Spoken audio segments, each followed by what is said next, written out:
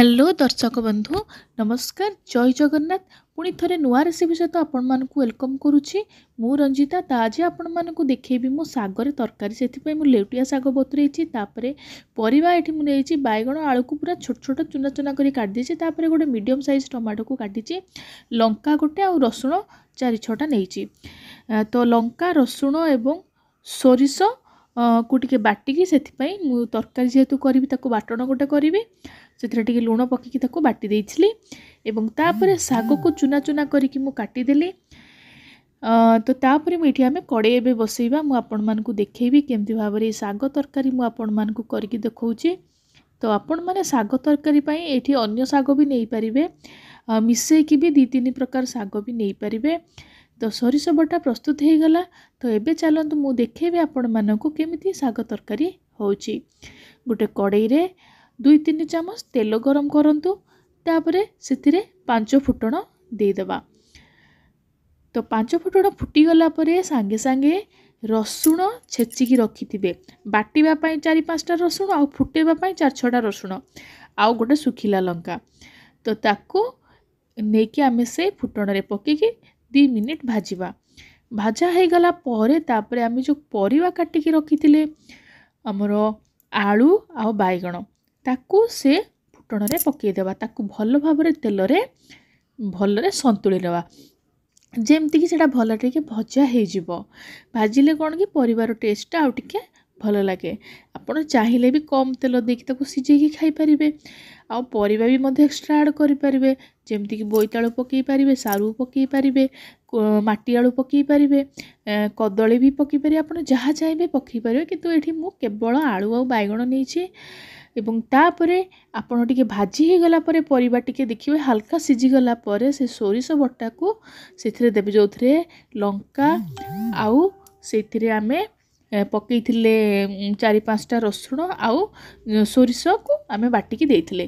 तो टिके सोरिष मसला टिके 2 मिनिट भाजी हो गला परे सेथिरे गोटे कप पानी दे देबे जेमती से फुटिबो कारण सोरिष मसलाटा तो आपण माने जानि छथि भजा जायनि बेसी पानी देला परे से टिके फुटिबो तापर सांगे सांग कौन करवा से साग आप सेठी पकेबे।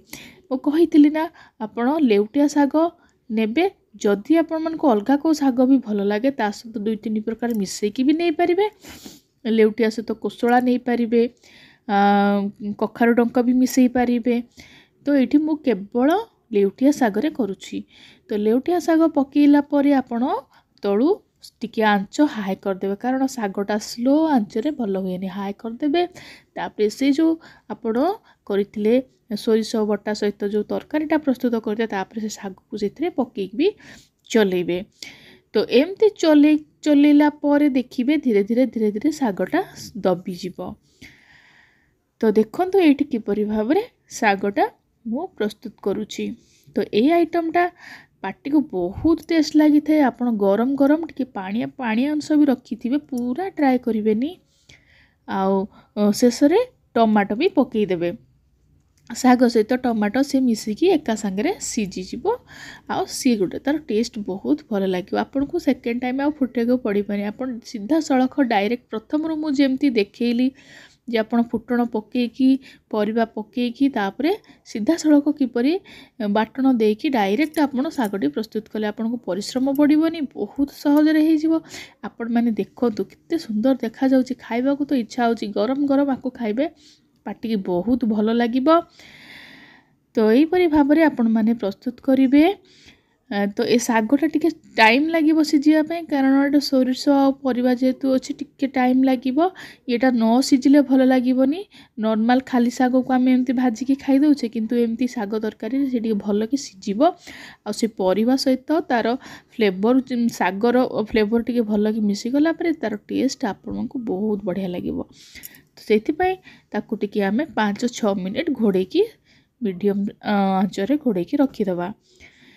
तो एबे घोड़े सारा पर किछि समय पर मु देखौछि 5-6 मिनिट पर देखंतु पानी बाहरी आछि सागरो आ एई भली भाबरे एबे खोला रे रखिबे जदि शाग सीझी नथिबो आपण आउ टिके मध्य ताकू 4-5 मिनिट घोड़ेकी रखिपारे। देखु से जो सोरिष पानीटा से शाग सहित परिवा सहित पूरा मिसिकी तार टेस्ट बढ़िया लगे। तो ये भाव में आप शाग तरकारी करके खातु। आपण मैंने निहाती आइटमटा केमिति लगी मो कमेंट बॉक्स रे कमेंट दियंतु। आउ मोर लाइक करंतु, चैनल को शेयर करंतु, आउ सब्सक्राइब करंतु।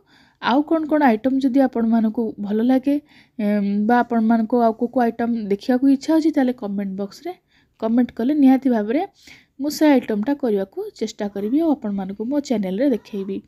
जय जगन्नाथ।